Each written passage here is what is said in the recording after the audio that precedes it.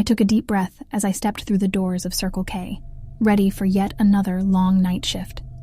The fluorescent lights flickered overhead, casting weird shadows on the rows of shelves stocked with snacks and drinks. The silence of the store was only broken by the faint hum of the refrigerators and the occasional passing car outside. As the hours ticked by, the monotony of the night settled in. The deserted aisles seemed to stretch endlessly, amplifying the sense of isolation. I glanced at the clock on the wall. It was nearing 3 a.m. It was at this exact time the door chimed, signaling the arrival of a customer. I glanced up, my eyes widening at the sight before me. The man who stood before me was covered in dirt from head to toe, as if he had emerged from a freshly dug grave. Without uttering a word, he made his way toward the snack aisle, his dirt-covered hands leaving smudges on the shelves as he reached for a pack of Twinkies. As man made his way towards the counter, each step left behind a trail of dirt, marking his path across the store. As he approached, a strange tune escaped from his lips in soft whistle. It was a song I had never heard before, but was the type of song a mother would sing to calm a crying baby.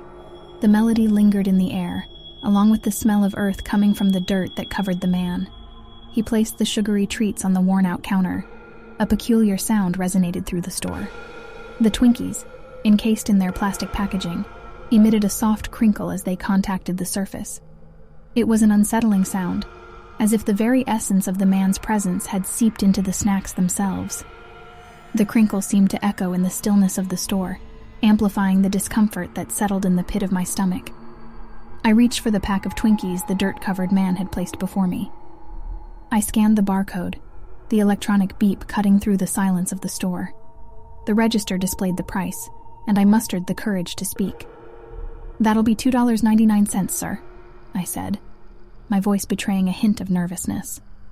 The man's pale, dirt-streaked face turned toward me, his eyes looking straight through me. His voice, hoarse and filled with an unsettling certainty, responded, "Time is running out." My heart skipped a beat, the weight of his words hanging in the air. I hesitated for a moment, unsure of how to respond. What did he mean? Was it a warning, or merely the ramblings of a troubled mind? After a brief pause, I managed to compose myself. Sir, here's your total," I stammered, my hand shaking slightly as I held out my palm, waiting for the payment. The man reached into his pocket, his fingers coated in layers of dirt, and pulled out 3 crumpled bills. As he handed it to me, I couldn't help but notice the worn and weathered appearance, as if it had traveled through time itself. I processed the payment, my fingers brushing against his for an instant, sending an uncomfortable feeling up my arm. As the man handed over the bills, an unexpected object slipped from his shirt pocket. It fell onto the counter, catching the dim light of the convenience store. I looked down at the object, and I realized what it was: a name tag from 7-Eleven, bearing the name Amy. The man hastily grabbed it, concealing it back into his pocket as if it held some hidden significance. I handed the man his change, trying to maintain a professional demeanor despite the unnerving encounter. "Here's your receipt and your change, sir. Thank you for shopping at Circle K." He nodded. His eyes fixed upon me, he whispered, "Time is running out," before turning to leave the store.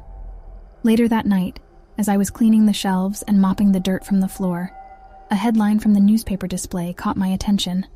The headline sent a wave of panic crashing over me. It read, "Local female convenience store worker found buried behind store." The accompanying picture of the store was a match to the name tag that fell out of dirt-covered man's pocket earlier. My hands shook uncontrollably, causing the mop I had been holding to slip from my grasp, clattering onto the tiled floor. Without a second thought, I abandoned it and rushed towards the phone, my heart pounding in my chest. I fumbled with the handset, my trembling fingers struggling to find the right numbers.